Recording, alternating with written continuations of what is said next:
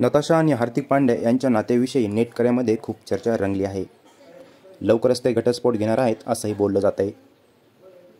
अभिनयासह ती ब्रँड्सची जाहिरातही करते. नताशा अनेक जाहिरातीमध्ये झळकली आहे. अभिनेता अजय देवगण मुख्य भूमिकेत असलेल्या सत्याग्रह या चित्रपटाच्या माध्यमातून तिने अभिनय क्षेत्रात पदार्पण केले. 2014 सालच्या बिग बॉस शोच्याही पर्वातही नक्षता स्पर्धक होती. 28 दिवसानंतर ती बिग बॉसच्या घरातून बाहेर पडली होती. नताशाने अनेक चित्रपटात आयटम सॉंगचे तसेच सहकलाकार म्हणून काम केले आहे. रॅपर बादशाहच्या डीजे वाले बाबू या म्युझिकल व्हिडिओमध्येही नताशाने काम केले होते.